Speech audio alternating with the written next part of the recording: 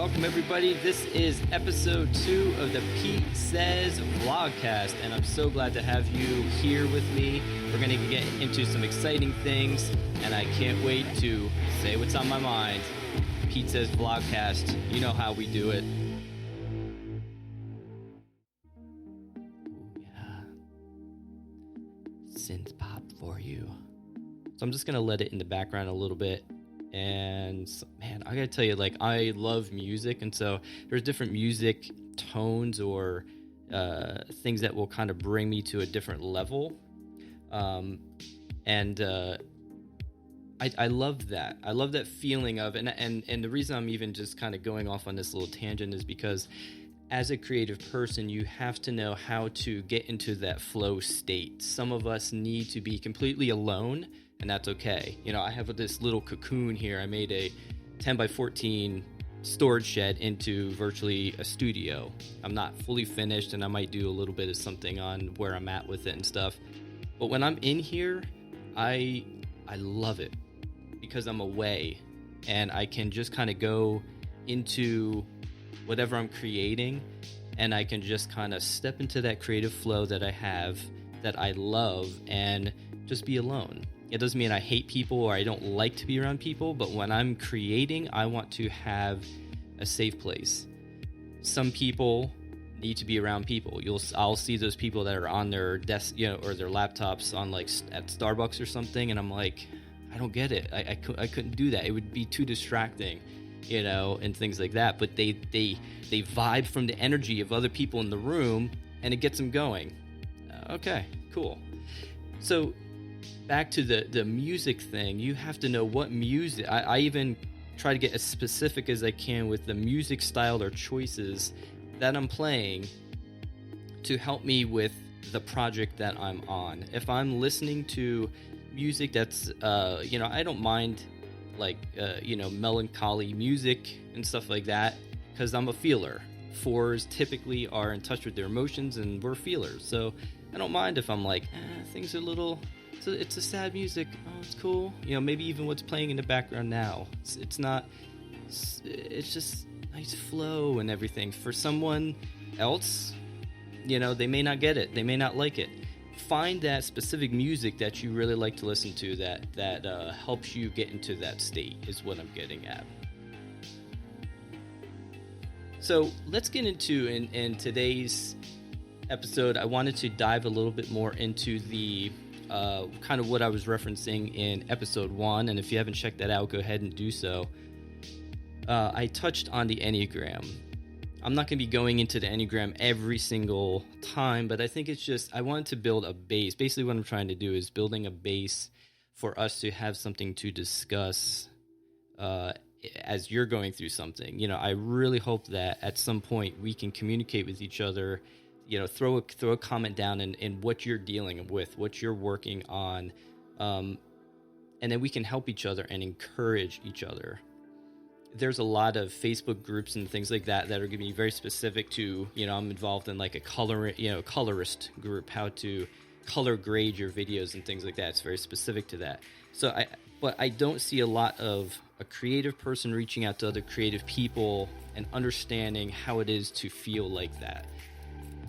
And so the Enneagram really helps with that. It helps to give us just a broad strokes of what we're doing. So again, I'm a number 4.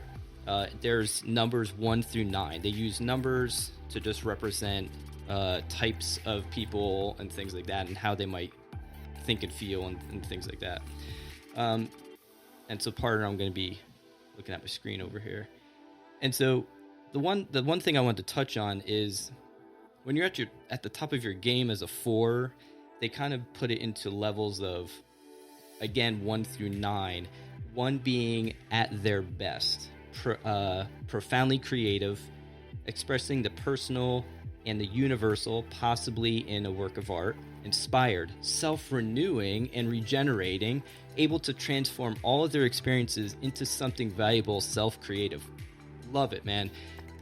Basically what that's saying is, not to alienate people, but when you use the Bible and you understand who God truly is and that you are a creation of His, and you put that together with it's a man's understanding of things, and you know that you have a never-ending well of experiences that you can draw on. You have a never-ending well of creativity. And what I mean is, I used to think that, man, if I don't create, when I get that idea, then it's gone forever and I'm never going to have that flow back. But you know what? I realized that even more powerful than that, and thinking that art is only to happen when you are at that peak moment, if I can control it, then it's more powerful.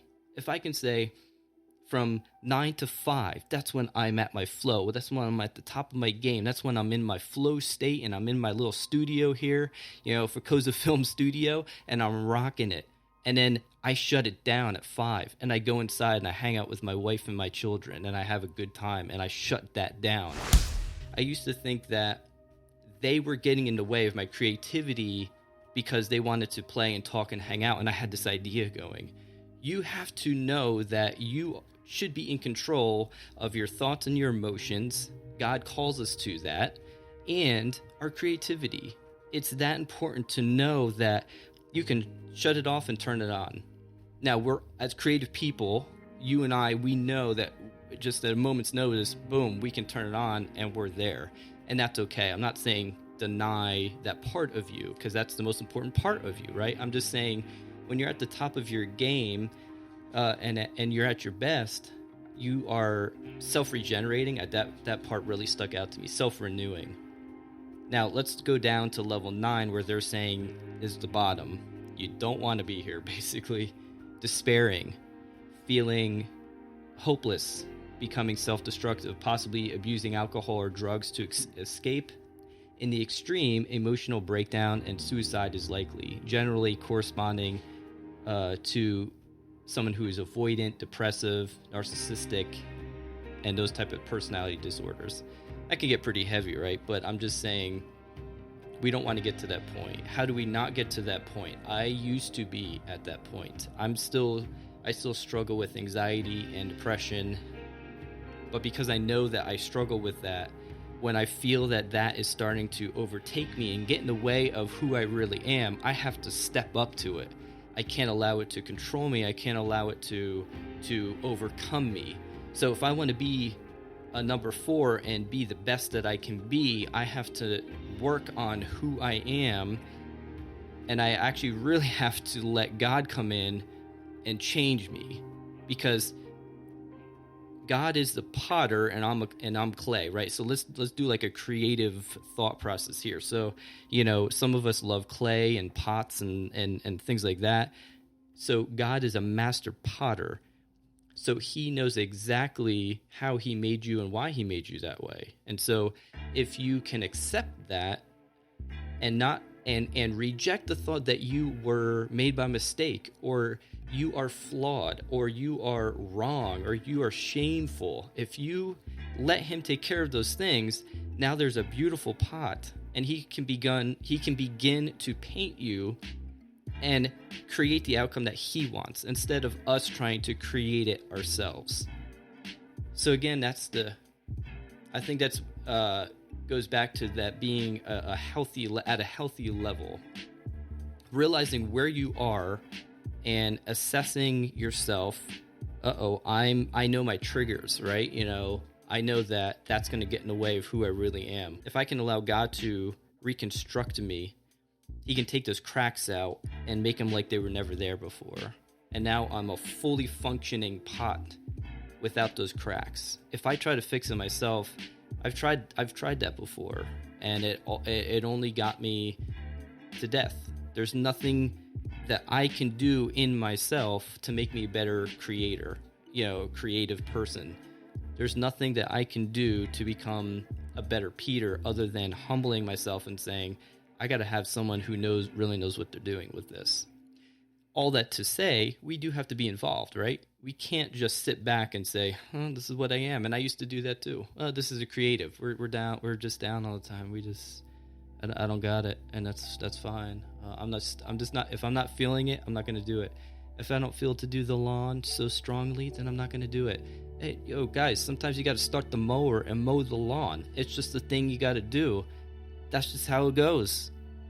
You know what I mean? And so I hope I'm making sense here.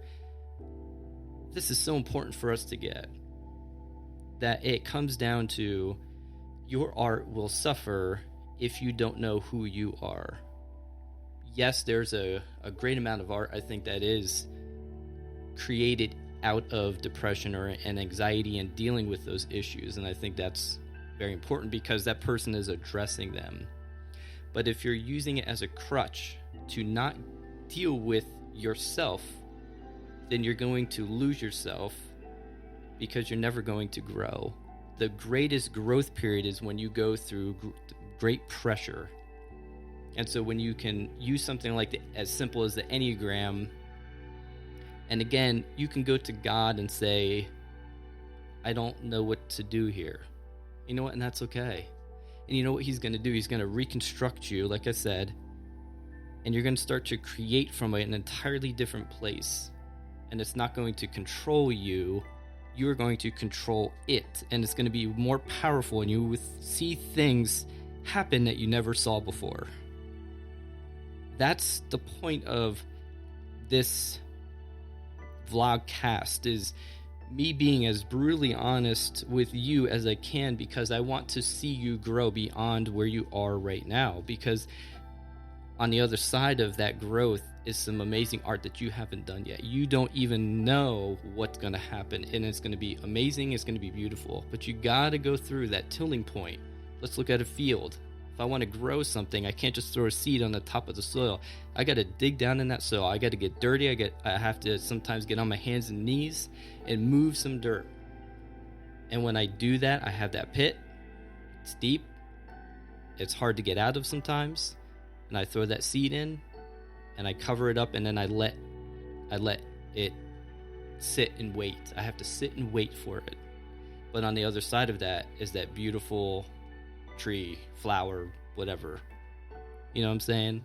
There's a waiting period, and there truly is a period where we have to rest in the Creator's hands and let him create us in a new way.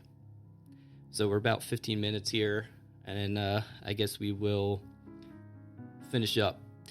As always, stay creative is the most important thing.